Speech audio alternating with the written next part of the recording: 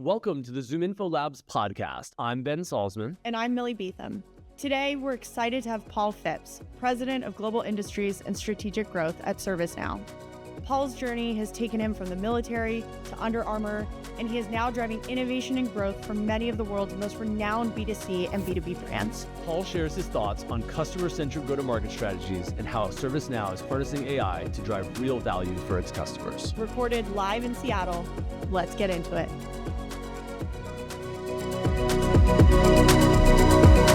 Welcome to the ZI Labs podcast. I'm Ben Salzman. And I'm Millie Beetham.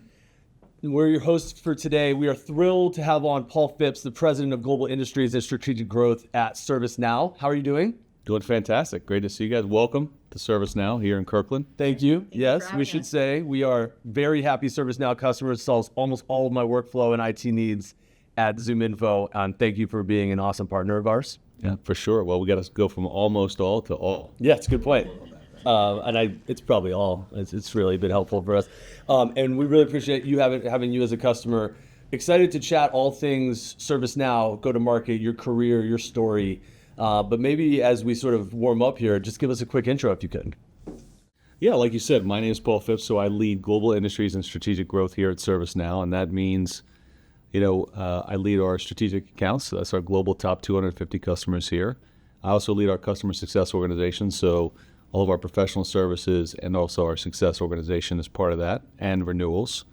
And I also lead two groups that are new for us. One is our hyperscaler group, and that's where we have given our customers cloud choice to run ServiceNow on both AWS and Microsoft Azure. And then I lead a team that is newly formed around industry go-to-market. It's how do we actually take the solutions we have at ServiceNow and help our customers realize how they can leverage their platform to grow inside of their industry. Yeah. Awesome. And it's we were telling Zach, and we were warming up, it's almost like a much better and cooler version of what Millie and I do. We run professional services. We run a lot of work through strategic accounts, but you have like this unbelievable role at this literally, shining city on a hill type company. So it's very exciting. It's amazing teams. So I'm sure. Can't wait to dive into it.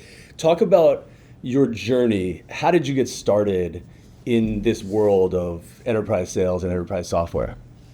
Well, I have somewhat of a unique journey that you guys probably, I know you have read and prepped, as you should on these podcasts. But I started my career actually early on. I served a few years in the military, and then when I got out, I went to school. My undergrad was in information systems. And during that time, I worked for a couple of very small software companies. They would be today considered startups. They were probably 50-person software companies focused on enterprise software that actually solved maintenance and material management challenges for facilities and power companies and so forth. So it was my first kind of experience in enterprise software, and I did everything from actually develop and write software to help position it with customers, to do demos. So got a lot of experience across that. And then I actually pivoted outside of enterprise software and went into industry for 20 plus years, and then landed back here at ServiceNow about 4 years ago, and I'm sure we can dive into some details there. Yeah, we should maybe talk about your time at Under Armour. When I first saw that role, I'm like, that looks like an amazing role. Describe that period of your career if you could. Yeah, and Under Armour, was really interesting. When I think one of the there's two red threads in my career. One is technology throughout that. So all the different opportunities I've been fortunate to have, technology's been at the center. And the second is typically they're at growth companies, even growth at scale. And different growth strategies, by the way. But at Under Armour, when I joined, I think we were about $2.3 billion in revenue. And, and at that time, we were growing at 28 to 30% a year. It was really an incredible time to be there. The brand was on fire. And my roles changed rapidly. I joined first to help on the operations side, just to help clear out lots of challenges with getting that much product bought, planned, made, and delivered across the globe. And then I actually moved into the CIO role for a couple of years. And then I ended up running both technology and operations at a time period where we were leveraging data and technology to actually drive operational capabilities. So that was a lot of fun, during that time. And then my last role there was I led all of our direct-to-consumer business. So e-commerce, retail, and also the companies we had purchased. So we had bought MyFitnessPal, MapMyFitness, and Endomondo. We had the largest digital health and fitness ecosystem on the planet at the time.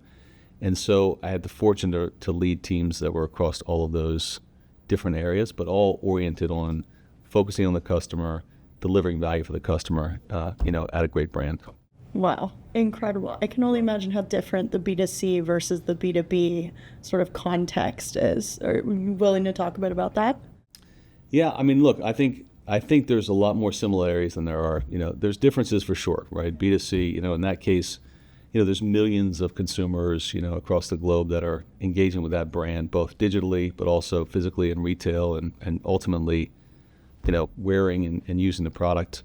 I think on the B2B side, there's been more and more B2C introduction in B2B. The reason I joined ServiceNow actually was to help the teams build a product we call ServiceNow Impact, which was designed to help smooth out that pre-sale to post-sale journey, and then actually help customers measure ROI and value realization on the other side of that, when they acquire the software for their projects and initiatives. And so that was, like a really compelling for me to come back into enterprise software in the B2B space, but leveraging lots of those learnings in the B2C world. Yeah, amazing. I've jumped ahead a little bit, so it's a little preview. We can dive into that a little bit more in a second. But I think, let's rewind maybe a little bit more. Obviously, your time in the military and your sort of academic background has shaped you in some way. Can you talk to us about how those experiences, what you've taken from them, how those are impacting your leadership, specifically in this sort of new role in these new teams too? When I was, very early in my life, I joined the military. I actually ended up serving in the 82nd Airborne Division in Fort Bragg, North Carolina. And so, I always tell people that I was probably 19 years old and learned what great leadership looked like and leadership that was left to be desired, let's just say, right? So, and like most things in life, you learn more from probably the things that you don't want to be or you don't want to emulate than you do from the things that you do. And so I was very fortunate early in life, and it really helped shape, I would say, kind of my core values as a leader. And I'm a very mission and company focused person first, and then team second, and myself third. And that's kind of they train you that way in the military. You get trained early in your life. But actually, if you keep those three in that order, it tends to work out really well. And I would say most people that know me today, most people that I get to work with here, some really incredible women and men, would probably tell you those three things because I advocate for them all the time. Yeah. Fantastic. Yeah. And maybe talk a little bit about, you're sort of put out in front, often blazing a new trail or being the first to do something, it seems like, in some of the research that we did. Was that intentional, or is that something you just found come naturally to you to sort of be the sort of break new ground?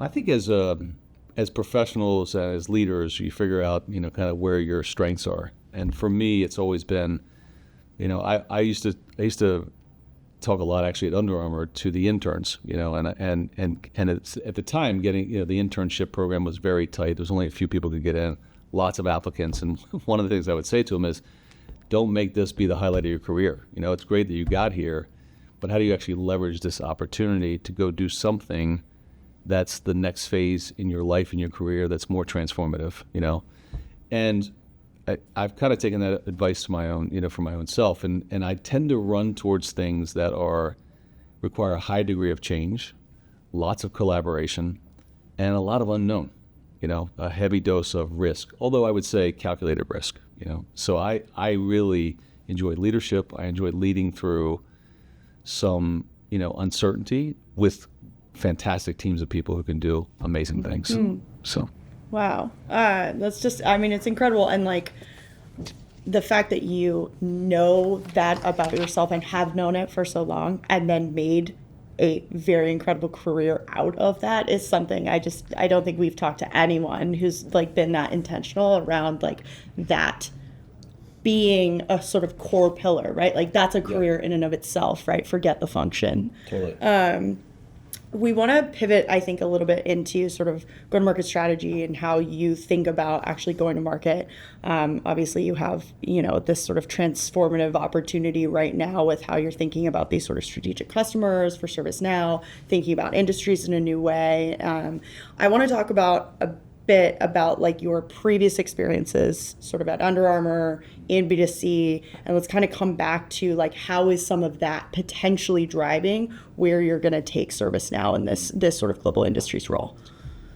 Yeah, so we could start with Under Armour. We could even go back one company before. I spent 16 years in the wine and spirits business at a company that was also growing very rapidly. And I know what you're probably thinking now. So wine and spirits, athletic apparel and footwear, enterprise software, right? It's a natural progression.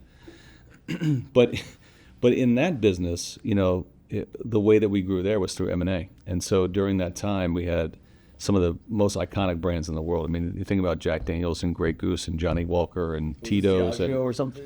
This is a company called Breakthrough Beverage, and Diageo was actually one of our largest suppliers. Okay. So we would buy from Diageo around the world, and then we would actually warehouse the product, and then we would sell it and distribute it to bars, restaurants, and retail stores, all within the 3-tier system, which is a very complex model in North America. So that's what we did. That was the company. And when I joined, we were doing, I think from a revenue standpoint, we were not very big. And the idea was, could we go and actually acquire other distributors and use a common technology platform, build out a shared service organization that's operationally efficient, and then as we acquired and or partnered with those companies, build a bigger business to better serve both our customers and also our suppliers, right? Because they wanted more reach at that point. So that strategy was a growth strategy through mergers and acquisitions, leveraging a common technology platform, and then getting operationally efficient across a shared services capability.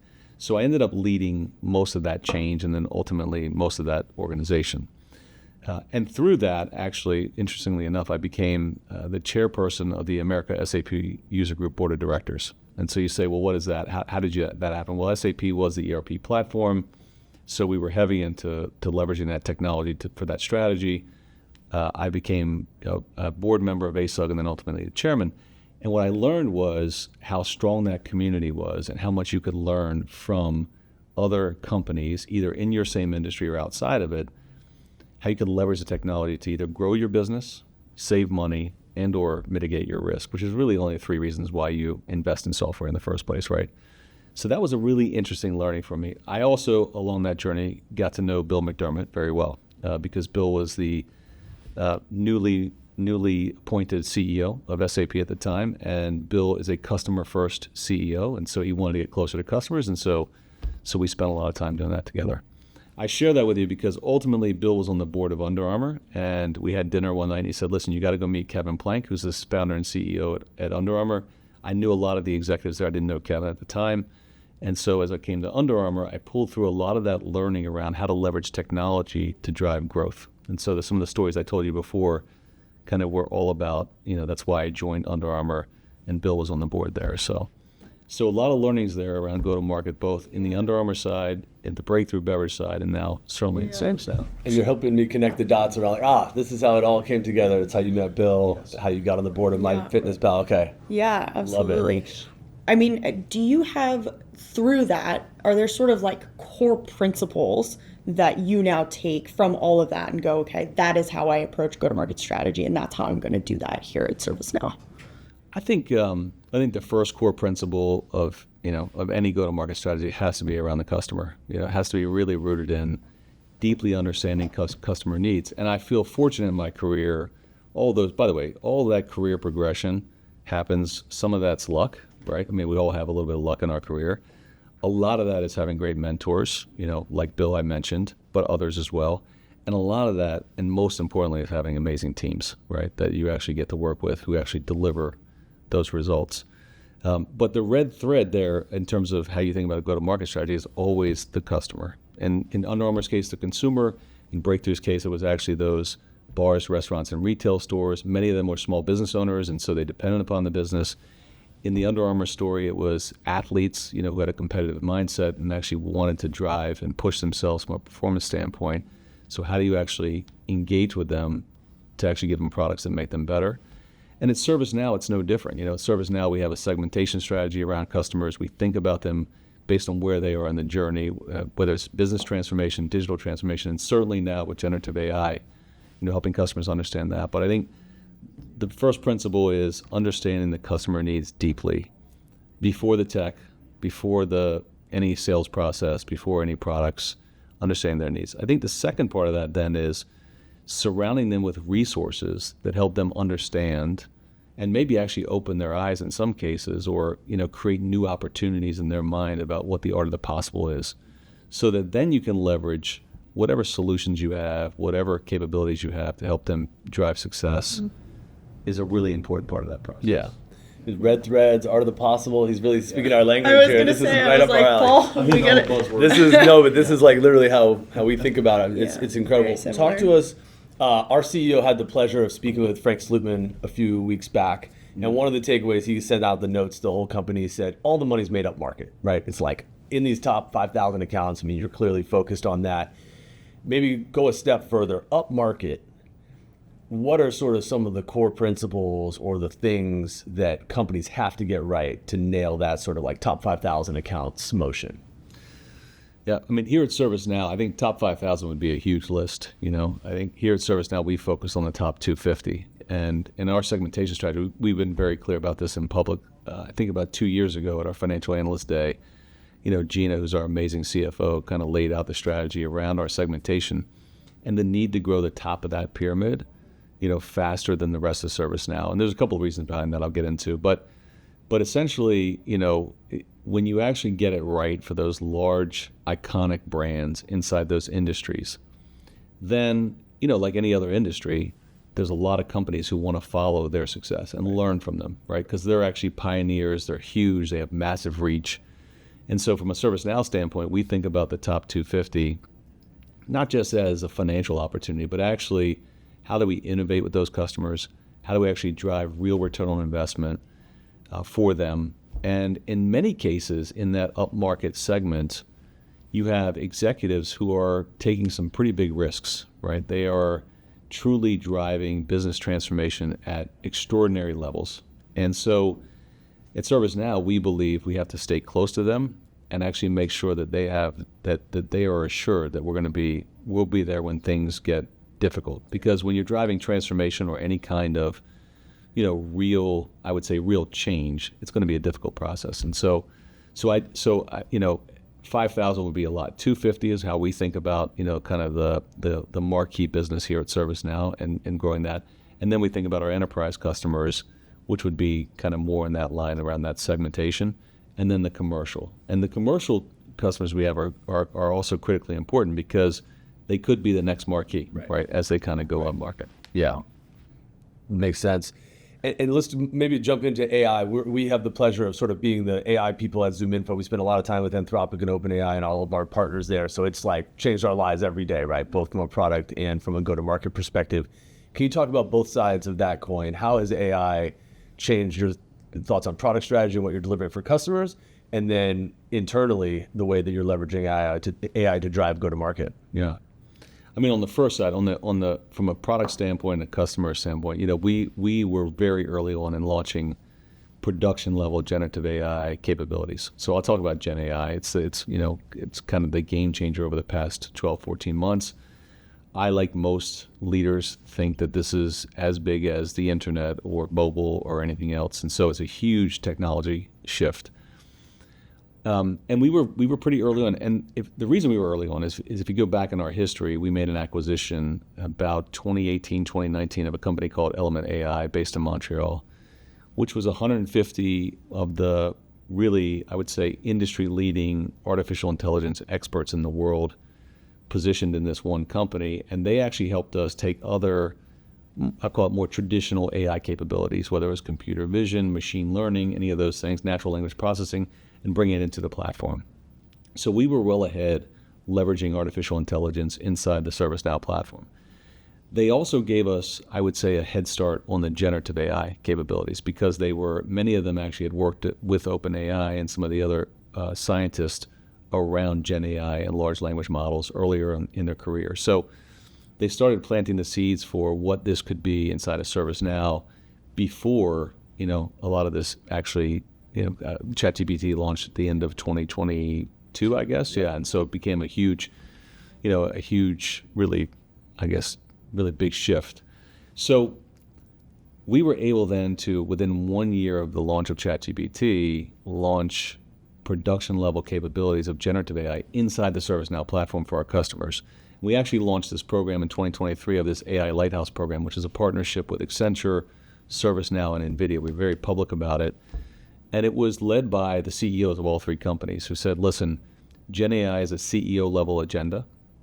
It's a board level agenda. So how do we help our customers that want to be first movers get at scale use cases that drive real return on investment for their business and leverage these capabilities that we're launching? And then, by the way, innovate with them along that journey over 18 months. It's a pretty unique program. And we got some amazing customers who came into that program right away because they really wanted to not just experiment with generative AI, but actually drive real ROI inside their organizations. So that was on the product side. Now, fast forward to our latest release with Xanadu. I think we have 250 to 300 net new points of innovation. Lots of that is around generative AI. We just launched our AI agents for ServiceNow, which is actually agents that we build inside of our workflows, but then also giving our partners and our customers the ability to build their own AI agents. And you can imagine the amount of repetitive work that can actually be replaced with AI agents to give people back enormous amounts of time to do the more strategic things. So product, we're moving very, very fast, and we're focused on real return on investment for at-scale use cases for our customers. So that's one. Yep. Internally, the way we think about it is, we have an amazing relationship with Microsoft and Copilot. So we have, we've been public about it for our customers an integration with Now Assist and Copilot, particularly in Teams. It's an incredible experience, but you get them both together. But we also are internal users for Copilot around the Microsoft suite. And so how do we leverage Copilot for our go-to-market teams to make them more productive, to produce better assets, and actually solve more problems for our customers and position more opportunities and solutions in that way. So that's also one. We also use our own software internally. So we use all of our Now Assist capabilities, all of our Gen AI capabilities to make our teams more productive and efficient. And we have something called Sales Assist, which is our own generative AI model that our digital technology team has built. It's quite simply amazing. Yeah. Funnily enough, I met a product manager at the airport one time. We got to talking, and he worked at ServiceNow, and he was telling me that they're building SLMs internally. And I thought that's so incredible because there's so many companies who wish that they were sort of taking that approach to innovation right now, or that their leadership was directing them in that direction to sort of take that on and think about that as a way to innovate. And I just think it's incredible that you all have done that because there's so many companies out there who are sort of wishing that they could, and their teams are wishing they could work on those projects. It's just not happening. Right. Yeah. We should, I feel like, maybe pivot a little bit in terms of, you said something really about, I feel like there were a bunch of threads in sort of what you shared around sort of there's an innovation flywheel that's happening between ServiceNow and the market generally, but there's also a very specific innovation flywheel that you're turning specifically in your business. Can you talk to us a little bit about like how you're learning from your customers today? Like how are you getting into those use cases around specific industries and really learning what those are and taking that research in and then being able to spin that into something that is and looks like that sort of utopia customer success model that you're looking to provide? Yeah, the first thing I think on the marquee business side, we have about 1,500 women and men who focus on those 250 customers. So you can imagine the extended go-to-market teams that think about inside of that industry, what are the actual use cases that are the most important strategic objectives for the senior leaders in those companies in that industry? And it's a really important thing to think about because, we have a lot of products here at ServiceNow because of the innovation engine that you just talked about, Millie, right?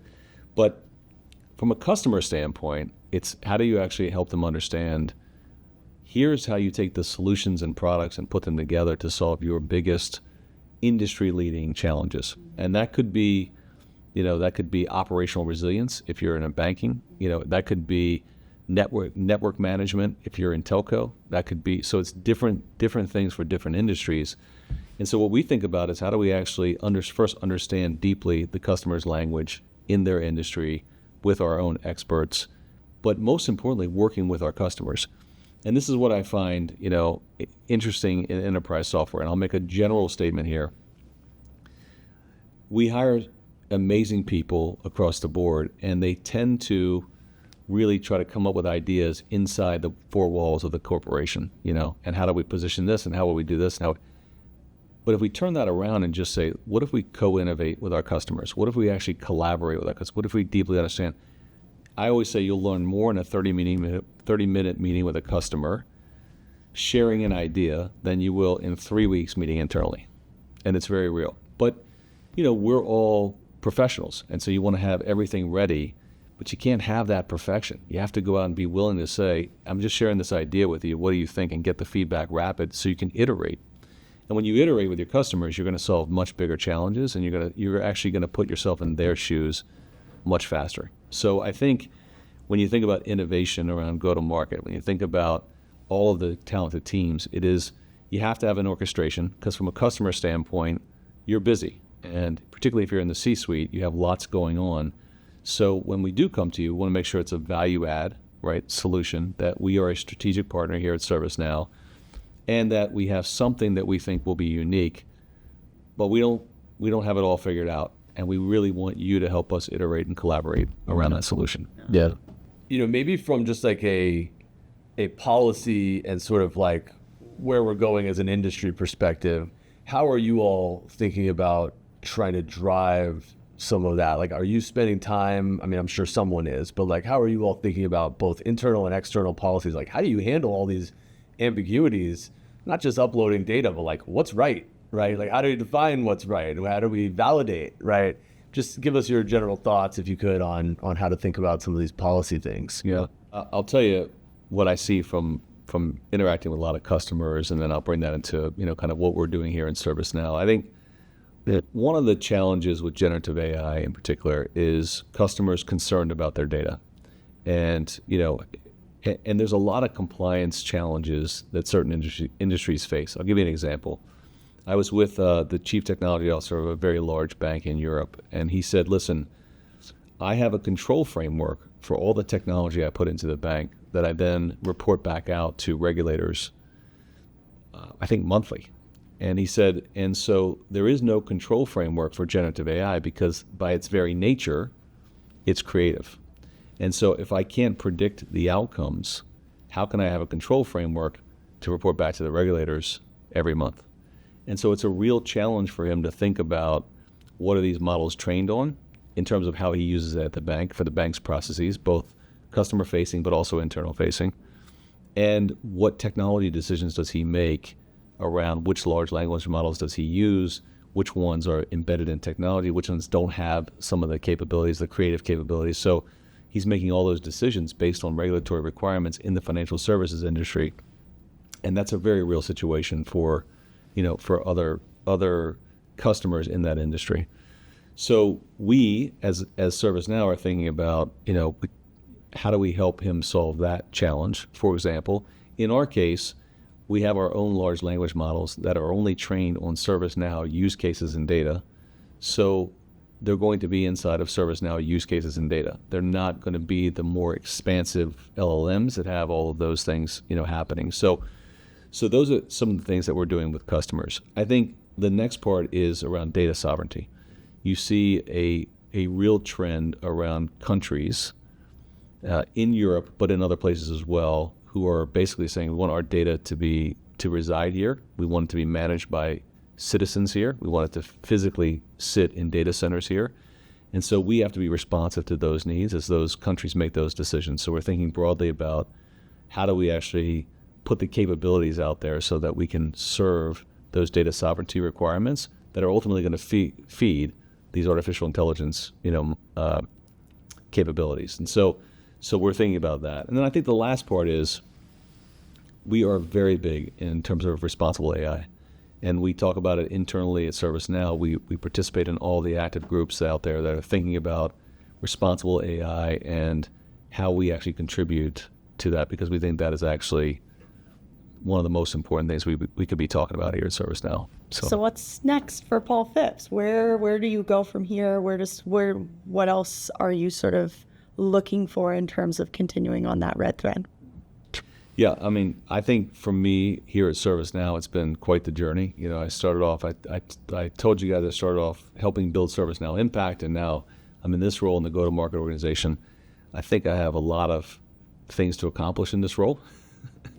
just given, what our team's remit is across the globe. So it's hard to predict what's next. We're ready to What I promote can you tell right you, now, though. yeah, what I can tell you is I feel incredibly fortunate to be in this company, in this time, in this space. And the team that I have is amazing, and the team that I get to work with is amazing. So it'll be somewhere within that framework, and I'm sure, as you all know, things come and they go in terms of, when I say things, I mean certain functions or certain capabilities. But I think what's next for me is some continuation of what I'm doing now with the teams that I'm doing them with. So Paul, who is the smartest person you've ever met, and what did you learn from them? I've been fortunate to meet a lot of smart people. I think when you asked me that question, and this is a little bit out there, but ChatGPT comes to mind at this point. And maybe that's recency No, I love it. bias. That's great. And I'll share a quick story with you guys. 2 weeks ago, I was at an event where Jeffrey Hinton was speaking. He's kind of the father of large language models and artificial intelligence. And He just won the Nobel, right? He just won the Nobel. Yeah. And he thinks that these LLMs have consciousness, which is a very controversial thing to say. But it got me thinking that when I talk to ChatGPT or I engage with ChatGPT, I learn a lot. Yeah, So I love it. And we've asked this question to at least 30 people. That is the first non-human we've gotten. So we'll We're take here. it. Yeah, We're in I love it. it. Yeah, we're in it. Well, Paul, this has been an amazing conversation. I'm genuinely inspired by your insights, your career, the journey that you've been on, and I learned a lot today. We're going to take this back to our team, and I think that everyone's going to learn a lot from this episode. So thank you so much for coming on the podcast. thank you guys, and thank you for visiting me here at Kirkland, and just outside of Seattle. And it's a real honor to be with you guys. Thanks so much for listening to this episode of the ZoomInfo Labs podcast. With new episodes dropping every Monday and Thursday, subscribe to the show on Apple, Spotify, or wherever you get your podcasts. You can follow me and Ben on LinkedIn and visit zoominfo.com/labs to get in touch.